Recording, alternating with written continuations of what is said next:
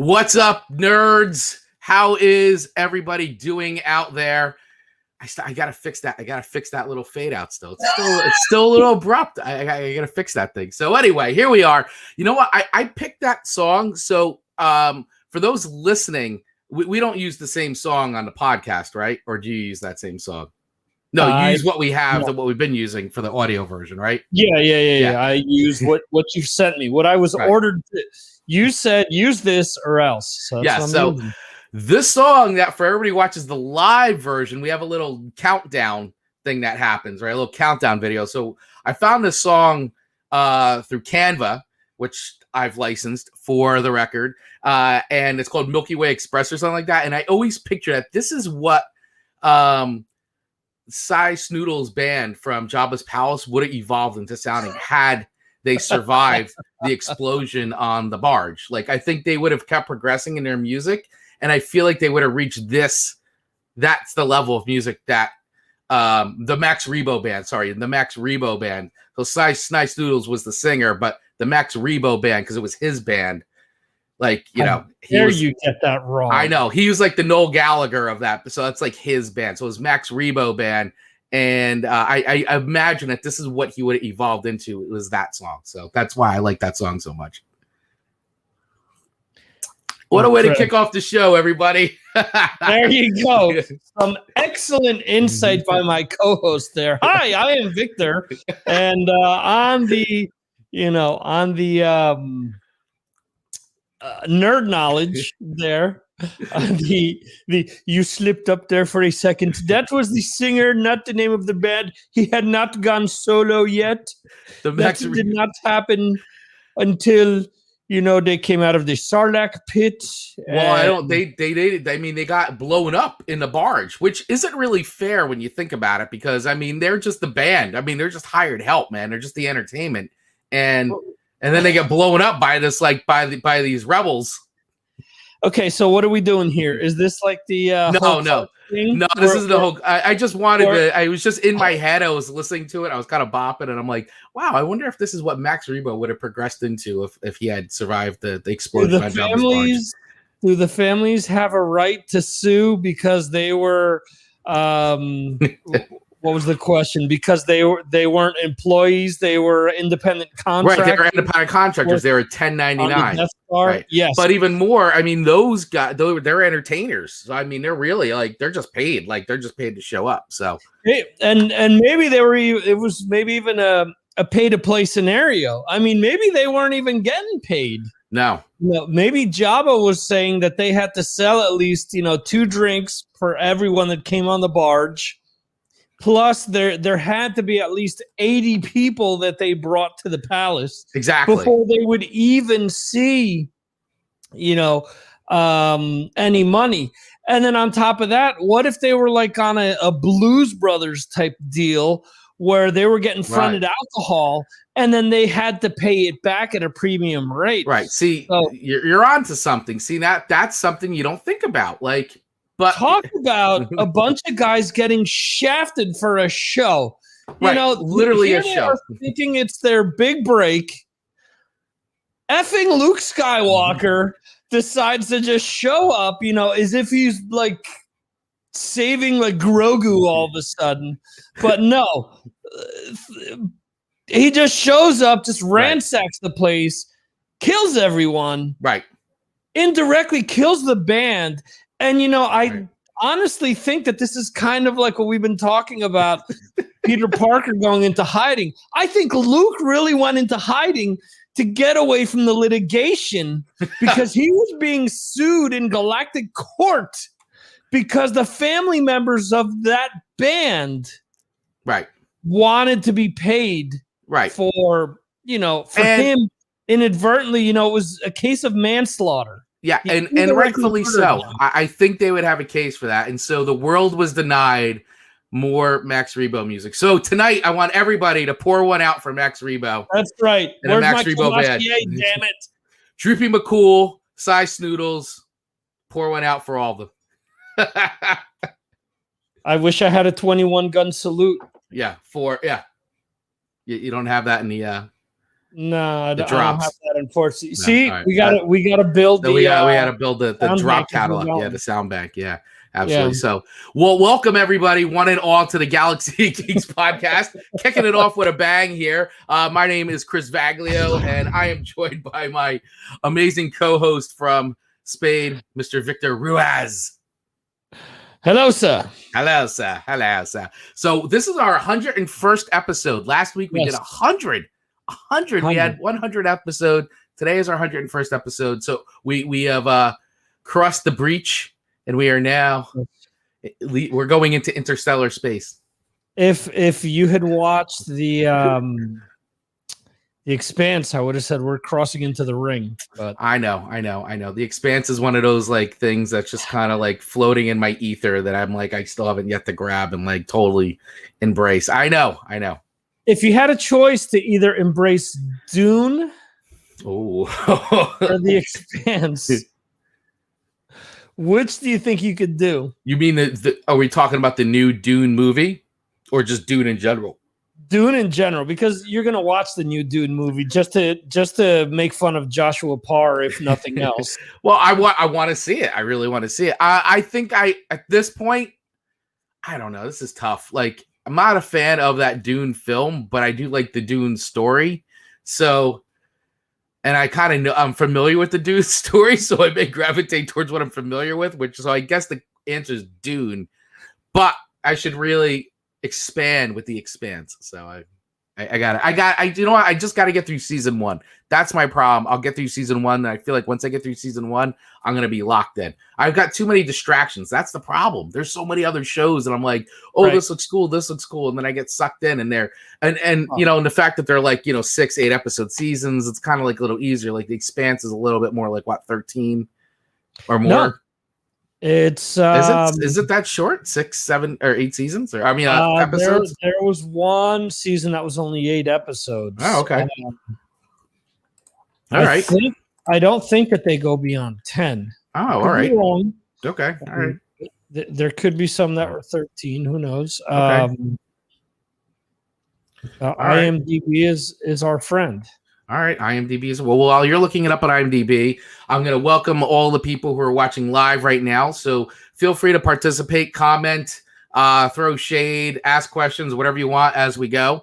For those listening live, for everybody that's watching the replay, welcome to the replay of the show. I hope you enjoy this, and for all of you joining us on the audio version of the show, welcome. Thank you so much for subscribing and consuming our show in whatever way that you wish, whether it's video or the audio format. As Victor and I always like to remind everybody, yes, please hit that subscribe button wherever you are watching or listening to the show, as it helps you get notified every time we drop a new episode.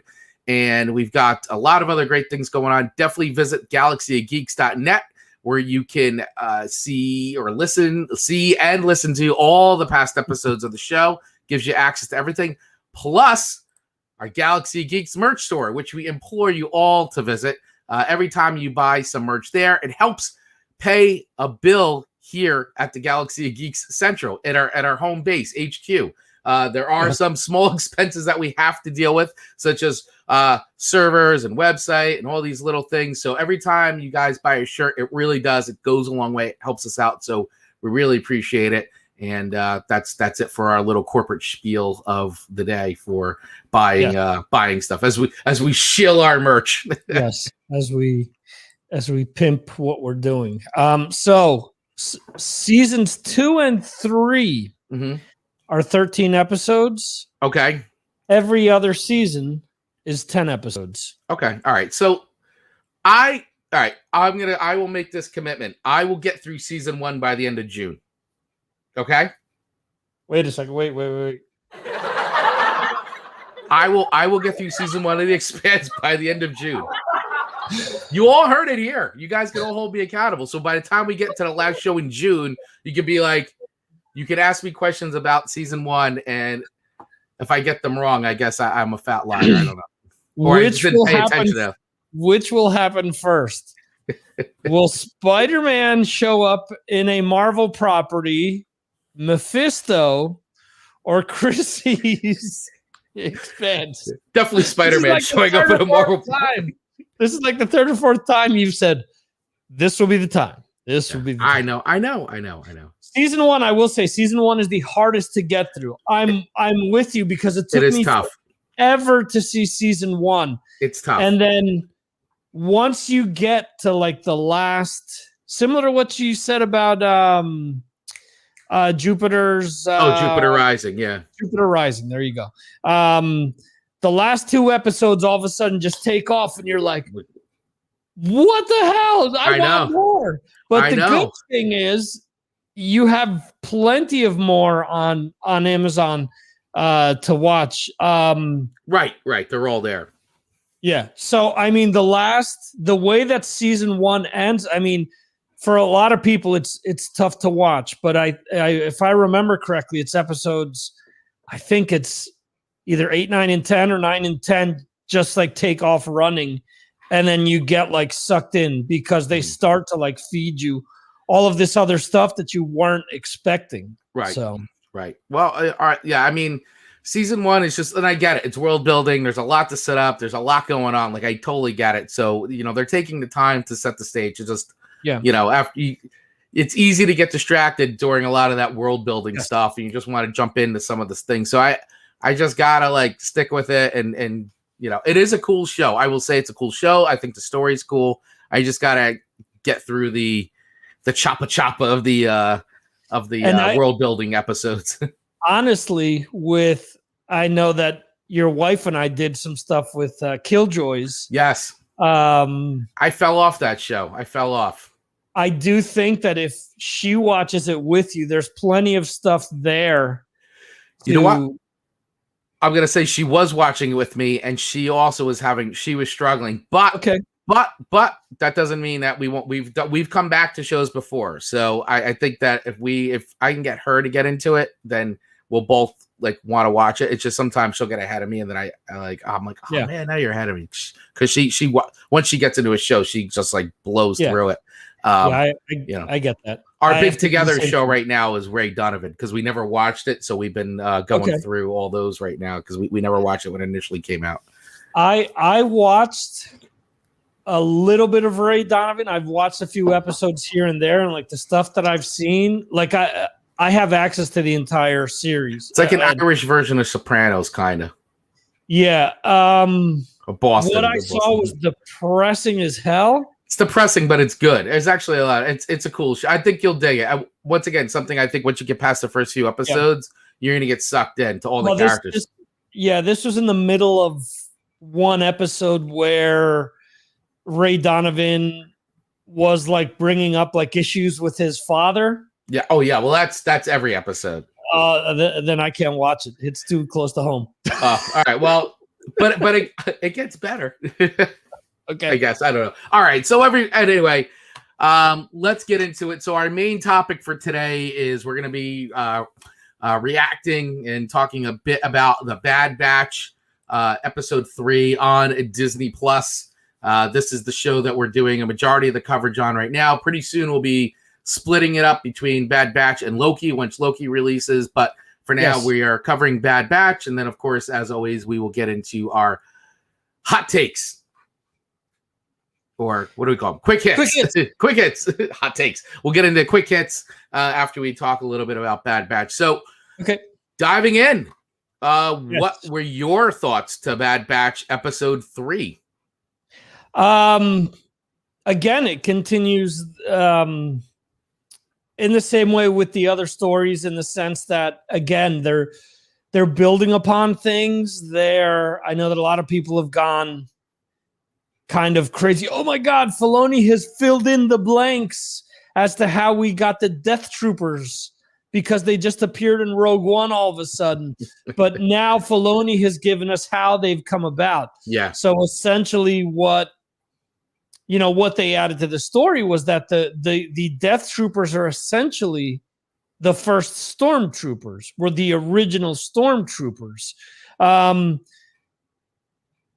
which is kind of interesting because I guess how are they going to work this? Because when we saw them in Rogue One, there were a bunch more. So is it going to be like the first battalion of stormtroopers are going to be all in black and they're going to be the Death Troopers? And then from there, everyone after that becomes just regular stormtroopers? Because these, from what it seemed like, they all volunteered. These were all volunteers. They weren't, taken in and made to be soldiers. That's what it seems like, the way they were setting it up. Yes, that they volunteered, and we even had the one guy talk about, well, this is the Republic never did this for me. I have a roof over my head. I'm getting paid. So you already see like where the allure of the Empire is like trying to get people in, which we all know that they could care less. They're just they're recruiting, and so they're trying to be, well, hey, we're better than the Republic ever was. So and I also think too that they were Republic soldiers. Like they were what were they, jump troopers or whatever, shock troopers. I'm sorry, they were shock troopers.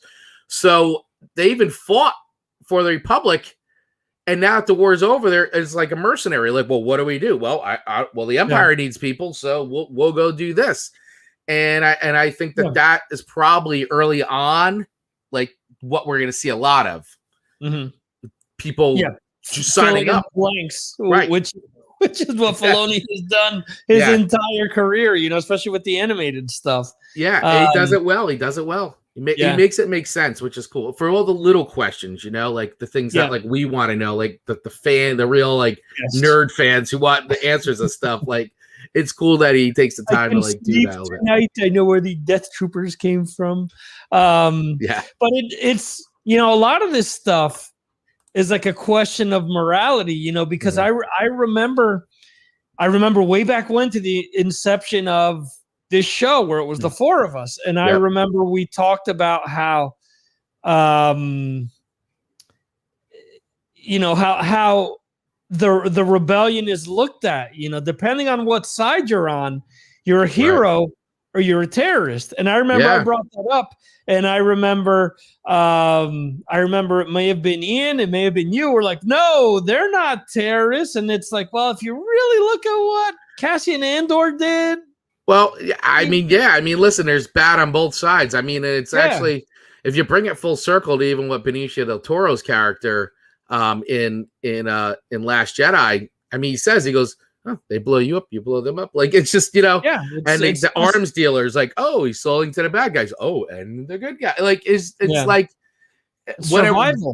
Doesn't matter what side you're on. Like, you're both trying to kill each other. So, good, bad, like, what difference does it make? It's just, And in this case, you're pointing out a really good thing where that guy's saying, hey, they're paying me, so on and so forth. So sure, it's looked at as a mercenary, but that's kind of how armed forces work. No one is in the army for free. They're trying to get something out of it. Yeah. So it's also a case of loyalty to an extent, because we're also seeing Saw Gerrera's troopers who are being killed, who were on the opposite side, and they were fighting side by side with them. And if I'm not mistaken, that's what one of them says. Hey, we used to fight with these guys. Yeah, exactly. I think he says, we used to fight with these guys, and now they're with the Empire. And it's like, and now all of a sudden, like, Saw Gerrera is looked at as the terrorist or, the rebel, whatever. They're going against the Empire, and they got to be gotten rid of. But here's the big difference here. And this is why you can see why Saw Gerrera turns the way he does, because, or, even how he was before, but what pushes him more towards radicalism are and this is sowing the seeds. Like, they just straight up killed civilians and kids. And kids, civilians. And this is where you can see Saw Gerrera probably flipped the switch and was like, forget it, all bets are off, which is then why you see guys like Cassian Andor start doing what they do, because they're like, hey, it's a means to an end. Not, in their minds, they're just these characters. They're justifying these actions by saying, well, they're doing it. And if we're going to win this war, we got to get down to their level. Like, they obviously don't care. There's no lines for them. So there can't be any line for us. The bigger monster usually wins. The one who's willing to outdo the other one's big bad, is usually the one that wins, unfortunately. And 100%, with Cassian Andor, what little we know, I mean, he talks about being a kid and having to do, dirty work for for the Republic. So, for the rebellion. Right. So, I mean, it's going to be interesting to see how this all plays out. Yeah. How Cassian Andor comes into play, and so many other things, Yeah. And that's the thing too. You bring up a great point with the Cassian. Like, will we get a preview of Cassian Andor just to sort of tie it in a little bit? Wherever in the season, because they seem to be doing some of that overlap stuff of, at least bringing characters in or hinting at these characters and all that. So I'm wondering if we'll see Cassian. Sorry, I cut you off. No, go ahead. Christian mentioned last week how Fennec is also going to be in this, so that's tying you into into the Mandalorian and ultimately Book of Boba Fett. Right, yeah, and Fennec is a bounty hunter, so it makes sense. Like, these people are in the universe. I mean, they're doing their thing. Like, they're making a living doing their stuff. So why wouldn't our guys cross paths? Especially they're considered fugitives, so they're hiding, and they may have a bounty out on them. Mm-hmm. And Mr. Vaglio is sitting there. Cad Bane. Can you imagine if Cad Bane gets conscripted to go get them, and especially because of the fact that they've got Omega, and they want Omega back because they're setting something up, because you can see they're talking about it, and they're talking about the sample, and there seems to be only one sample, right? Which is Omega, whatever that sample of clone is. Which there's still a lot of these theories of, is she a clone that's been infused with midichlorians and therefore is a good vessel for the Emperor to make force-sensitive clone beings, which we've talked about. Is this how you get the Inquisitors? Are they force-sensitive clones? Like where? Or is this just... Okay, timeline-wise, let's see if we can figure something out there. How close are we to the birth of Luke and Leia when this happens? Well, I guess it depends. It's got to be, the birth has to happen when basically right after the fight of Obi-Wan and Anakin. And that's already taken place. We don't know. That may not have taken place yet. It could still be. Order 66 happens, and Vader, before Obi-Wan fight, is going and killing people.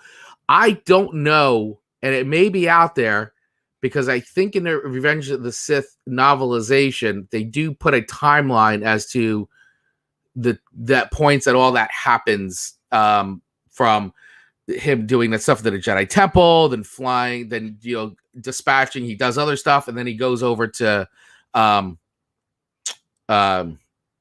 my God, the Lava World. Mustafar. Sorry, thank you, Mustafar, and then that's when he kills everybody there, and then Obi-Wan meets him there, and that's when the duel happens. So I know that's not like it happens in 10 minutes. Like, there seems to be some time. So I don't know how concurrent with what's happening here, because there is a jump. So Order 66 happens, and I think it's like, 3 months later they jump. Okay. I think there's a 3 month later jump. I think it says 3 months later or something like that. Okay. I could swear, or maybe 3 weeks later. I almost have to watch episode 1 again. Here's my question. Mm-hmm. Could Omega have come from something to do with Padme? Let's say after Padme dies, maybe they sample part of her tissue or something.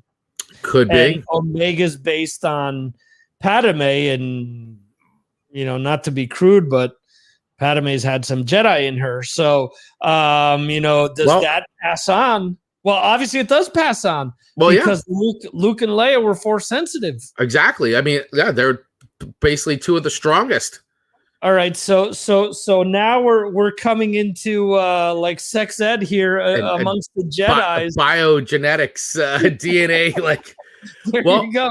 I mean, that could definitely be, or was there a sample of other Jedi, like a Master Sifo-Dyas who was there, who originally put the order as in? What other Jedi could they have gotten samples from? I mean, Obi-Wan was there at one point. No, but you said something last week that now we're putting all this together may add up. Last week you mentioned how them going after Grogu had something to do with the Emperor. Absolutely. Okay. But what if that wasn't the case? What if Moff Gideon, for example, realizes what a bunch of buffoons these, the troopers that he has working for him are, and he wants to go back and make clone troopers again. Hence why he had all the troops that Luke, went through. And reason being that he actually wants Grogu to create like a new version of Omega.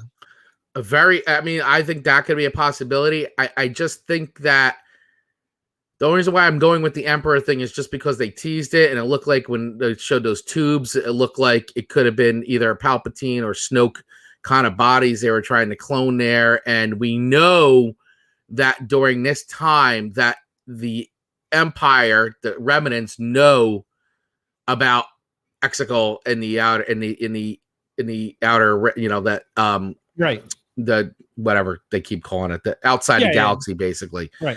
But here's my question to you. Mm-hmm. And I'm interrupting you a lot and throwing a lot of questions your way today. Sorry. This is good.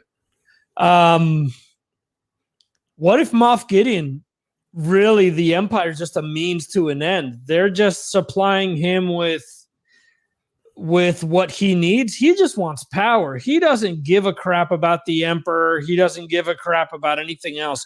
He wants those troops because he wants to build a new clone army, because he knows that if he can build a new clone army, he can conquer the galaxy again and build it all under him. And if he has this clone army, he doesn't have to answer to any of the remnants that were left of the Empire, whether it was the Emperor or whether it was... Well, if you have an army that obeys you, Yeah.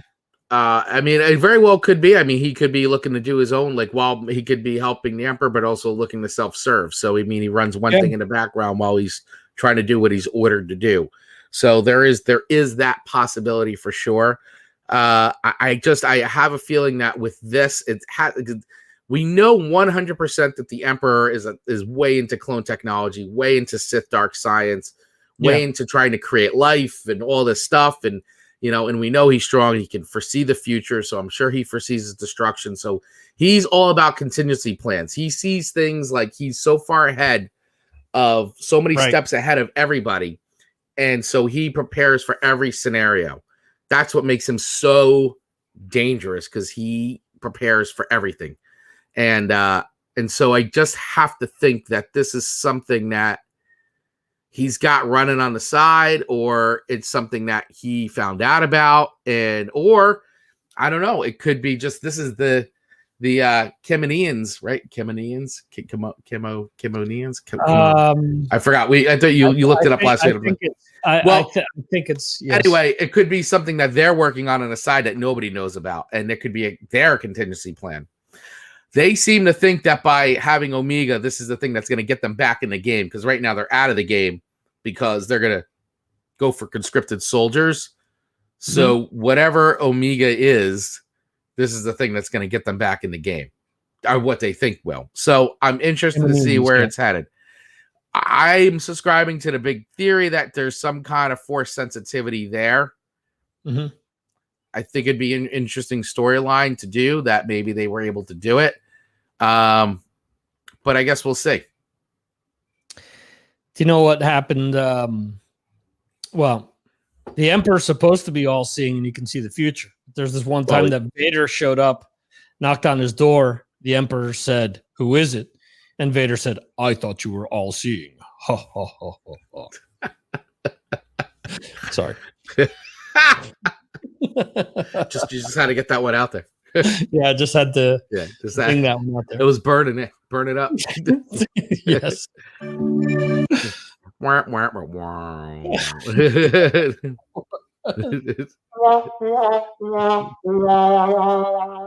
it is.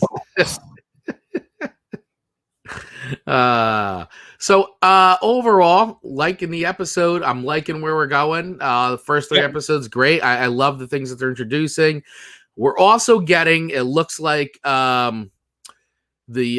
we may be getting set up here for the one guy, the big guy, was it Smasher, Clubber? What is his name?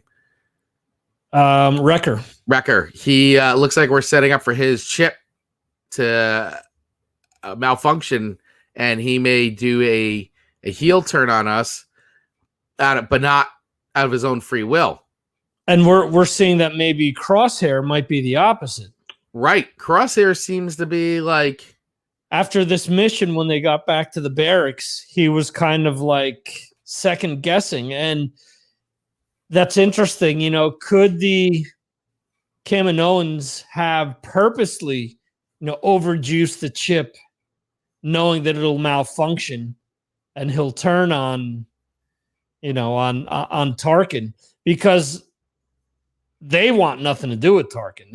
Tarkin's wants to get rid of their business. Tarkin and the other douche nozzle that showed up last week. The guy that's the one who started the whole chain code thing, and now he's going to be the one building basically the army, a conscripted army. He's gonna, the stormtroopers is basically what he's doing.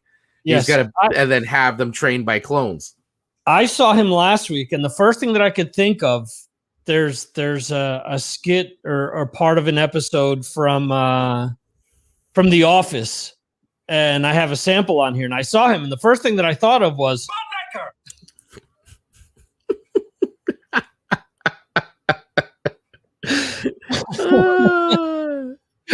oh man, it did, but just the way that he looks, the way that they made him, he was like, I agree, brown noser. Like, this guy is my god, it was ridiculous. I agree. I was like, wow, this guy is really. And here's the thing, though, like, we know how Tarkin deals with anybody who's a little overzealous. Right.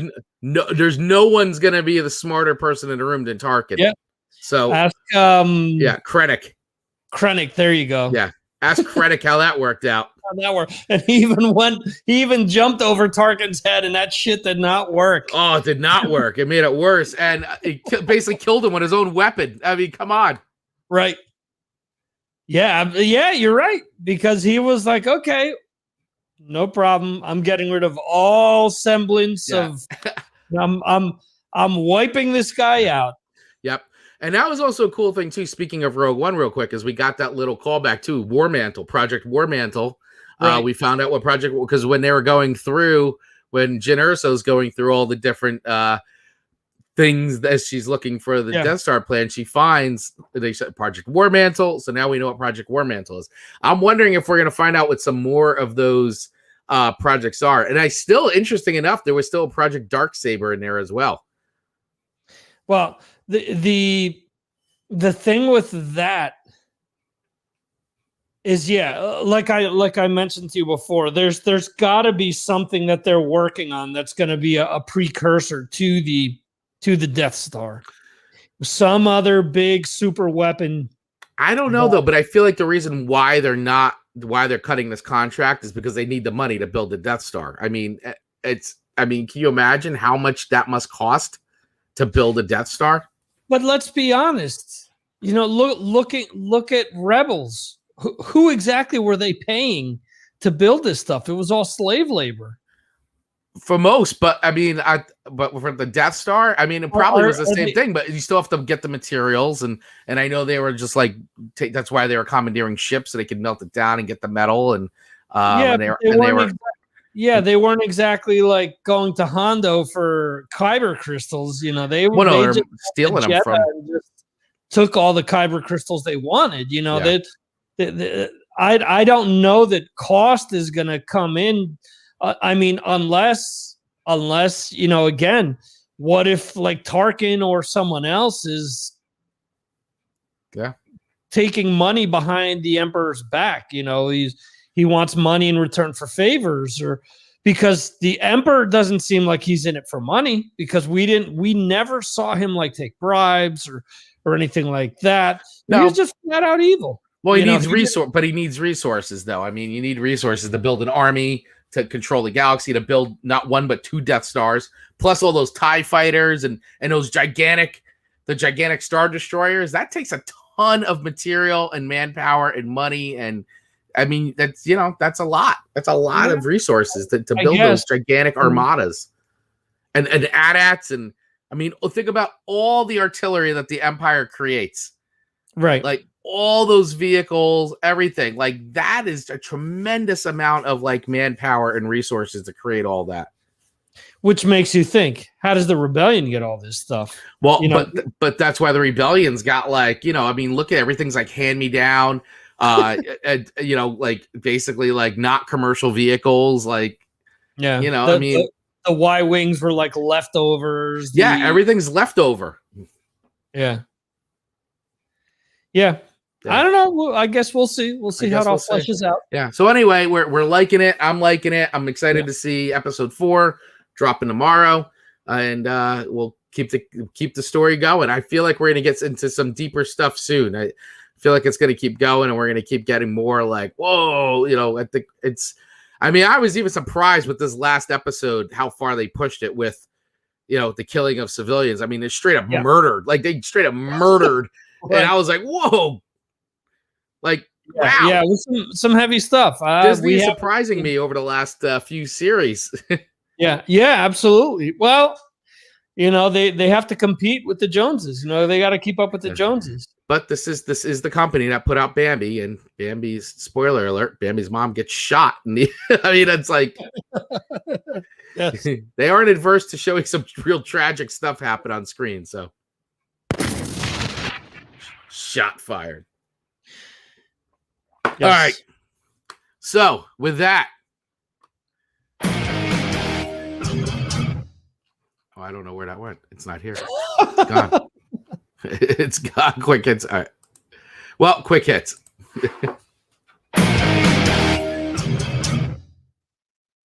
Wait. I'll wait for it. And all right. Third time's the charm. Third time's the charm. There it is. Just for everybody who's listening to this, we bring up a lot of on-screen graphics for the video feed, and we usually have the word quick hits comes up, and for whatever reason in my little feed, if you guys saw the behind the scenes of this, you would see there's a gigantic amount of scrolling of like different text things that we bring up on screen, and I have different shows I do, and it's like everything's cobbled together, and so I think the original version got deleted, so I just had to quickly make a new one as Victor was playing the sound effects. So third time's the charm there. Excellent. So we have rumors upon rumors. Oh, we have one truth, I guess. All right. So starting off, Tobey Maguire in Doctor Strange 2 and Spider-Man 4? ? Yes. So the rumor that I have. The rumor that if you procured. Yes, that I have procured is that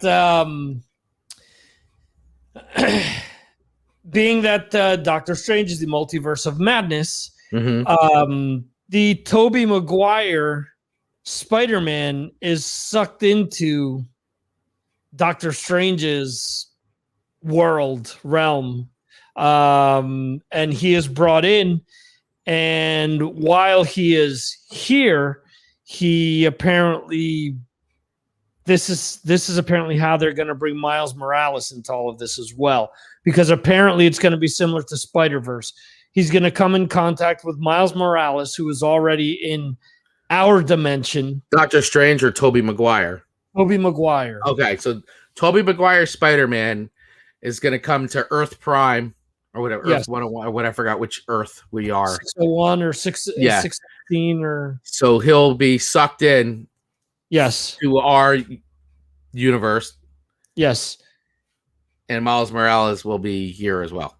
Yes, and he's going to, similar to what it was in the Spider-Verse, he's going to run into Miles Morales, and he's going to decide to train Miles Morales. I don't know if what's going to happen is that he runs into Miles Morales at the end of the movie, like in a post-scenes thing where he's sucked in, And then he bumps into him, and that's where the two of them meet for the first time, or I don't know. Yeah, I was gonna say, because I have this whole other story of Tobey Maguire training Miles Morales in the Doctor Strange 2 movie seems a little. Yeah, so the whole thing with the two of them is supposed to have come to fruition in Spider-Man 4. Gotcha. So they meet in Doctor Strange 2, and then we pick up in Spider-Man 4. Right, and the Spider-Man 4 would be a Sam Raimi Correct. directed Spider-Man. It would be the 4th installment in what he started. Correct. So it'd be a continuation of that storyline, right? As opposed to the continuation of. So it's So basically, we're looking at that Spider-Man series as an alternate, as a multiverse. Because by bringing Tobey Maguire in, you're making that canon.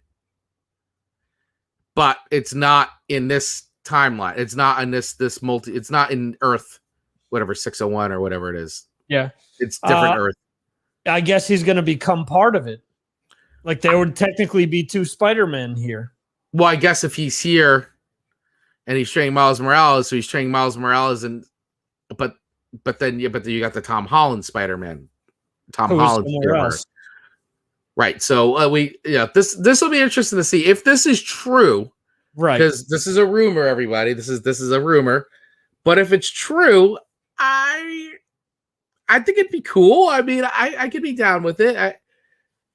I mean, listen, if you have all the right people involved, which it is, and I love Sam Raimi, and I love the Spider-Man movie, especially Spider-Man 2. Spider-Man 3, we all know, well documented, including from him, like that it was not the movie he even really wanted to make. But I think now, knowing who's involved and Kevin Feige, the whole shebang, much different experience. And I think we would get a truly amazing like Spider-Man movie. I think it would be cool to do. I would be down with that. I mean, listen, Miles Morales, it would be a cool way to bring everybody in, pay a little tribute to Tobey Maguire, Spider-Man, and then, and then it could be one of those things where, he goes back and then you bring him back for some other big thing later on down the line. Yeah.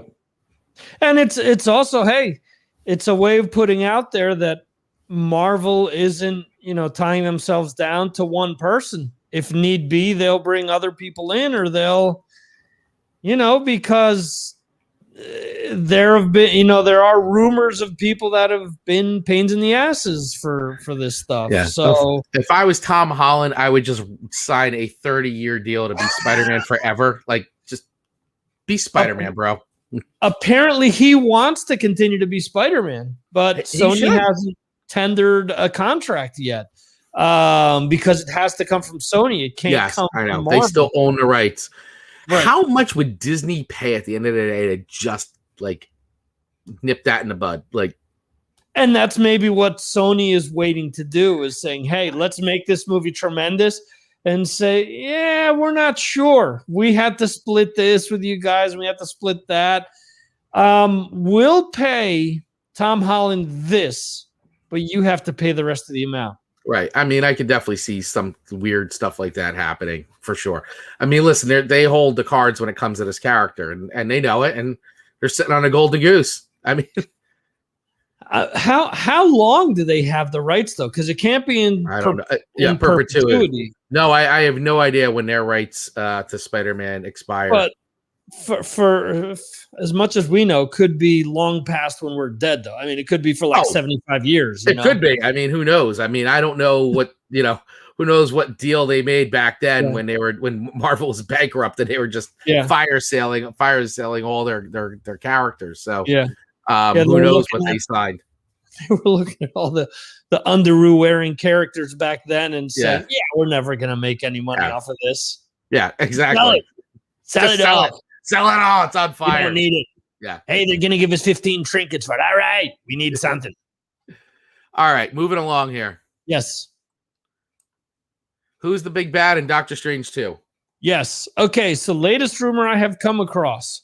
Wanda is not the big bad, but she is the conduit. She is being used by Dormammu and Shumagorath. in order to come to Earth. Oh, so yeah, using her as a vessel. Yes, correct. Which is what they alluded to a bit in WandaVision. A little bit. Yes.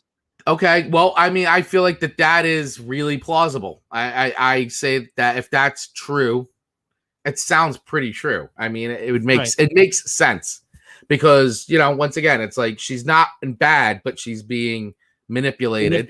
She's got access to magic that she has no idea what to do with, which is what she was warned about by Agatha.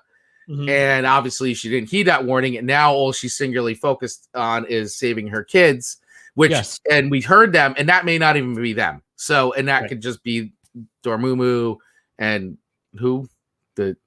he's a big squid guy, right? Is there something like that? Yes, that's it. Shumagorath. Yeah, he's like a big octopus, like starfish type guy. That's how I looked him up online. Squid with one eye. Yeah, that guy. But yeah, it's I feel like that would be cool. I hope it's true. Actually, I kind of dig that. So, okay, all right. X-Men and Ant-Man 3. Similar deal to what we just said with Spider-Man, being that Shuma is the perfect villain for Raimi to write. I can see some wild creature, Evil Dead type stuff. Yeah. Yes. Well, that's Christian, by the way. I know it is. I figured. Let's actually flip this around. What in Marvel isn't perfect for Raimi to touch? Because I think that with his backstory, well, he's such a huge fan. He's such a big comic book fan. Yeah, that he could. I don't think there's anything that he could do wrong, which is why, hey, let's bring him in for Doctor Strange. Hey, let's convince Sony to do another movie with him. Let's, Yeah. So yeah, I think it's all cool. I mean, I think he's great. I mean, I'm such a huge Sam Raimi fan, so I say, yeah. I mean, I like the spreading it around. I think it's cool because you don't want everything to look exactly the same. But seriously, I mean, I think you could throw him just about any character, especially the weird characters. I feel like the weirder the characters, the more it's like right up his alley. Can we have a collaboration between him, Taika Waititi, and James Gunn? I think it's definitely especially if it goes into series. I mean, look what just happened with Mandalorian. I mean, you had all these directors collaborating, so why not? Why not? So the X-Men will appear in Ant-Man 3, similar to what we just said about Tobey Maguire and Doctor Strange 2. Yep. In that, hey, we just stumbled upon X-Men in the quantum realm somehow, and we're going to bring them to Earth. Yep. Yeah. Okay. I mean, listen, you got to get them in somehow. I mean, you got to get them in. So it's like, and it's comic books. So, I mean, yeah, multiverse, man. Like multiverse dimension. I mean, why not? It makes sense to me as a comic book reader. It makes sense. Could they do something through Secret Invasion to do that? Information was manipulated so people didn't know they existed because they felt that mutants among everyone else would have caused a panic. Well, and then now, I mean, leaks out there somehow through Secret Invasion. That's interesting. And it could also be like maybe Professor X was trying to, maybe he was I don't know. Maybe it was something where like he was able to like, I mean, he's so powerful. He's an Omega level mutant that he was able to sort of put a cloak and hide as many as he could. But then the mutant gene gets activated in way more because of an event, and therefore it's so many now it's impossible through an event like a snap and people coming back. Could be. Or Wanda doing what she did creates something, an event. Once again, it's like that activates the mutant gene in a lot of people. Right. I don't know, because that makes more sense to me than just having them just brought from another dimension. Because how do you spread the gene amongst everyone? Because there are mutants popping up all over the place. It isn't as if, hey, we're just going to import 200,000 mutants a year from another dimension. I feel like it has to be, maybe there's mutants already among us. They're there, but they are small, and then somehow something triggers. And it's very possible Professor X has been here the whole time, which then everybody goes, well, where was he during Endgame? And it's, I know you can keep saying that forever. Where were they during Endgame? Well, I don't know. I don't have an answer. So they were fighting something else. They were fighting something else. They were multiverse, or he was blipped and came back and was like, Yeah. But who knows? All right. How do we get them among the living? Just do it. Just do it. Richard Boner.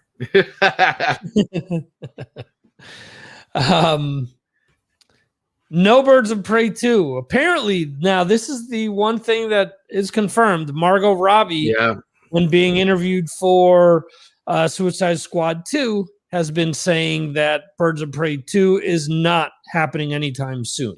Yeah, and you know what? It's kind of a shame because I actually really enjoyed Birds of Prey. I was so much better than I thought it was going to be. Mm-hmm. I know that this movie is kind of split, but I really enjoyed it. I thought it was cool. I think if anything, I wish I would have seen a little bit more like Black Canary actually being like Black Canary a little bit more, but like, but I really enjoyed it. I thought it was cool. It's kind of a bummer. I thought it was done well. And a part 2 I think would be cool, but alas, we aren't going to get it, or at least anytime soon. So it is what it is. Who knows what happens, maybe in 2 or 3 years, though. Right. Maybe it's not on the table now, but they're also promoting Suicide Squad. So why start to promote something else when you've got another bird in hand? Yeah, exactly. Another bird in hand. Real quick, checking in on the comments here. Christian, do you think they will retcon Miss Marvel into a mutant instead of her book origin as an Inhuman? She's based in Jersey, close to Wanda's incident. I think that, yes, that could be very plausible. That's actually a really interesting thought. Really interesting thought. I didn't even think of that. So, yeah, they could. They could retcon. I mean, they can do whatever they want. I think it doesn't change the character at all. It just changes the origin story a little bit. But I think that would be neat. And then, I dug Birds of Prey too. All right. Finally, Christian kind of jumped the gun. Did jump the gun. Brie Larson wants to play Mara Jade. Yeah. I don't know about this one. I saw this and I'm like, gold mine. I have to bring this up. I have to. There's just... Listen, I got zero against Brie Larson. I really don't. I mean, I know a lot of people are like, I don't like her as Captain Marvel. I actually did. I like her. But Mara Jade? No. Yeah. I have nothing against her except if she plays this part. I don't want to see Brie Larson as Mara Jade. I will, by the next show, I will give you a list of at least 3 actors I would love to see play Mara Jade. I will have that for the next show. Brie Larson will not be on that list. I can guarantee you that. Will your list contain Gal Gadot? No, will not contain Gal Gadot. Karen Gillan, yes, that is a good choice. She wouldn't have been my first, but I like that name. I would be interested in seeing that. She wouldn't have to dye her hair. Yeah, I will produce a list of my top 3 picks for next week. Brie Larson's not on that list. This is a character that, man, bringing Mara Jade into the Star Wars universe would be awesome. What a great Legends character to bring in. Much like how they brought Thrawn in.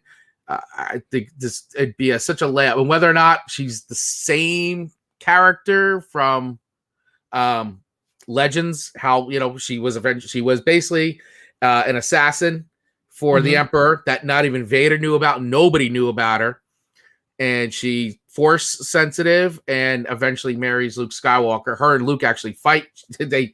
But he eventually makes her, turns her to the good, and they actually get married and they have a child together, and that's in Legends continuity. And then actually, Jason Skywalker actually kills her. So, because he turns to the dark side. So, I'm sorry, Kate. I think it's Cade Skywalker. Sorry, I think I got that wrong. Cade Skywalker. But anyway, I don't think they're gonna follow that timeline or that character arc. I mean, if they do, it'd be interesting to see how they do it. I don't know how they would do it. But man, what a great character to bring in. Not Brie Larson though, man. Not Brie Larson. Not listen. Gal Gadot is awesome, but she's Wonder Woman, and I let her continue to be Wonder Woman because I think she crushes that role. It just no. I need Scarlett Johansson.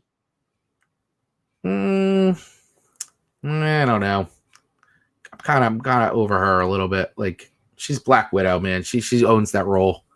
One of the Olsen twins. Mary Taylor, actually. 2 for the price of 1. When one gets tired, the other one steps in. There you go. Just like the old days. Just like the old days. Just like Full House. Yeah. Each one takes a shot. Yeah, I'm gonna have to put some thought into this to make this list, but I will produce a list next week of my top 3 picks for Mara Jade. Who was damn it, I forget her first name. Ritter. Kristen Ritter. Kristen Ritter. Jessica Jones. Jessica Jones, yeah. No. Nope. Has to be thinking of people from Marvel that would cross over because they've been doing that so often. No, agree. But I also like giving other people a shot, especially other actors that are out there, I think are, really capable of stepping into some of these roles. I'm trying to think of the lady from Daredevil. Oh, the one from True Blood? Yeah. I don't know about her. I mean, I like her. She's a good actor, but I don't know if she'd be good for Mara Jade. Wall. So, all right. Well, to answer this question, listen, she can ask and want to play all she wants, but this isn't going to be a Rosario Dawson situation. This is just a hard pass by me. This would be a mistake. This would be a mistake by them if they did this. Haley Atwell, potential. Haley Atwell's got potential. I do like her a lot. She's got some potential. I need to literally have the Mara Jade picture up and be like, yeah, I have to do a casting session. I have to love it.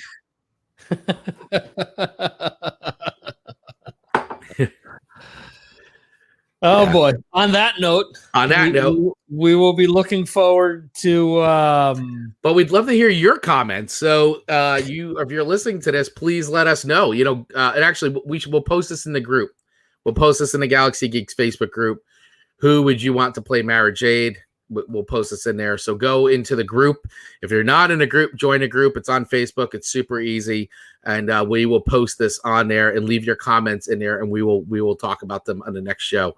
The different comments, and I will produce my list of who I feel like would be a good Mara Jade. Emily Van Camp. Emily Van Camp. Potential. So the Carter family has potential. Sharon Carter and her auntie has potential. She is good. I do like her a lot. I mean, they would have to definitely wig all that stuff. I mean, that's not a big deal, but I'm assuming that it would look good regardless. Yeah, I hope so. As long as it doesn't look like Inhumans level stuff. Goodness, yeah, that was a complete Marvel. If everybody wants to say, "Oh, Marvel does everything right," yeah, they've had misfires. Inhumans is a big misfire. Insufferable. It's horrible. I watched the first episode, and I started watching the first 5 minutes of the second one. I'm like, I can't do it. It's just not happening. Christian saying Sam Weaving has been in some great roles. She'd be rad. Sam Weaving, I could actually see Sam Weaving. Sam Weaving would be a choice. That could be a choice. Lena Headey. No, not Lena. Too Headey. old. Yeah. No, not the right age for a Mara Jade. Turner? Huh? Sophie Turner? No. Nope. So we're getting some definitive no's. We're getting some potential. Yeah, we got some potentials. We got some definite no's. No home. Well, we'll talk about it next week. That'll be next week's topic. We'll leave everybody. Last one. Let me throw one last one out there. I got to find the movie. Oh, damn it. Who's playing Cruella DeVille in the movie now? Oh, is that Emily? Not Emily. Oh, Emma. Emma. She was in Superbad, right? Am I thinking of the same? She was in Zombieland. Emma Stone. I don't know. I don't know if she has the right look. I'm not gonna say no. I'm not gonna say a hard no just yet, but I'll have to assess that one. It's not a maybe, but it's not a no. It needs further research, is what I'm gonna say. I can't say definitively anything. I have no comment. It needs more research.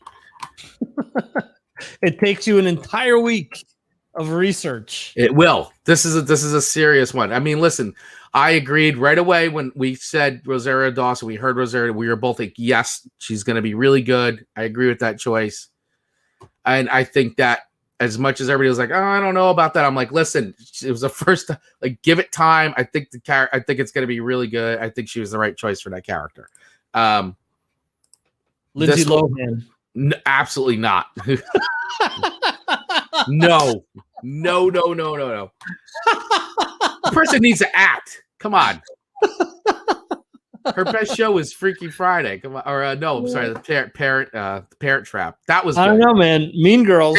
Mean Girls was good too, but Tina Fey's great. Parent Trap was, I think, her best movie. I don't know.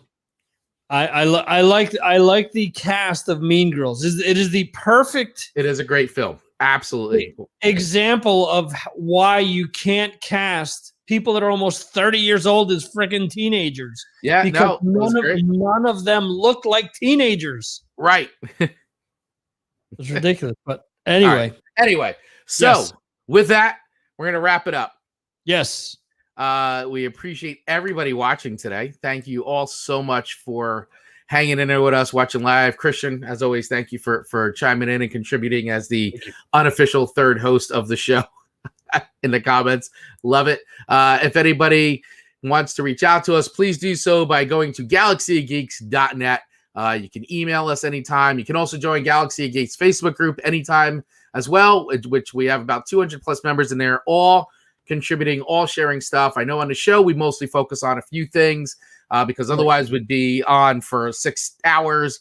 But in that group, we talk about all kinds of topics. We talk about everything. So definitely get into that group and contribute because there's all kinds of cool conversations going on in all the different shows and movies and comic books and everything. So that's where you want to be for all the daily day-to-day action of all your geek discussion over there. And of course, always hit that subscribe button wherever you're watching or listening to the show. We appreciate all of you. Please tell your friends, like, share, subscribe, do all the things. It really helps the show grow. And if you can, head over to our merch store, which you can access on galaxygeeks.net.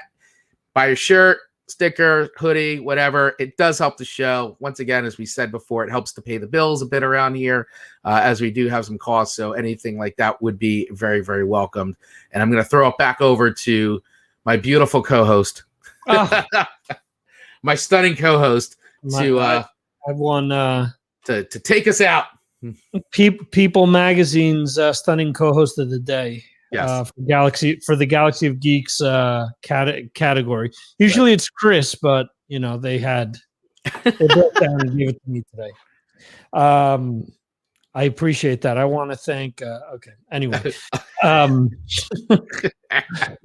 So we want to remind you guys, regardless, if you go to galaxyofgeeks.net, find our links on social media, find your way over to our YouTube. We want you to punch it. That's right. Punch it. Punch the subscribe button. Follow us. Comment. Do all the great things that Chris said, and let us know who you think your pick for Mara Jade would be. Yes. And on that note, we say, see ya. Till next time.